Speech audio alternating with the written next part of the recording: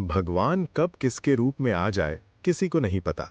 चलिए इसी बात को हम लोग डिटेल में समझते हैं। नवरात्रि का पावन समय था। गांव के हर घर में दीपक जल रहे थे। मंदिर में माता के जयकारे गूंज रहे थे। जय माता दी। उसी गांव में एक गरीब विधवा रहती थी। उसका नाम था गौरी। उसका छोटा सा कच्चा घर था। न ज्यादा धन न आभूषण, लेकिन उसके हृदय में अटूट श्रद्धा थी।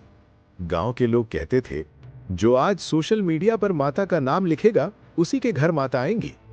ये सुनकर कई लोग दिखावे में भक्ति करने लगे।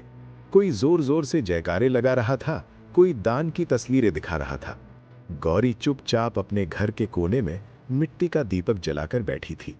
उसने हाथ जोड़कर कहा, हे माता काली, हे माता दुर्गा, हे माता लक्ष्मी, मेरे पास आपको चढ़ाने के लिए कुछ नहीं, बस सच्चा मन है।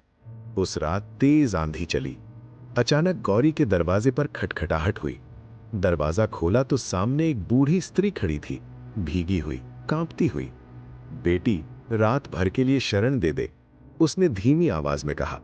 गौरी ने बिना एक पल सोचे उन्हें अंदर बिठाया, सूखा कपड़ा दिया, अपने हिस्से की रोटी भी उनके सामने रख दी।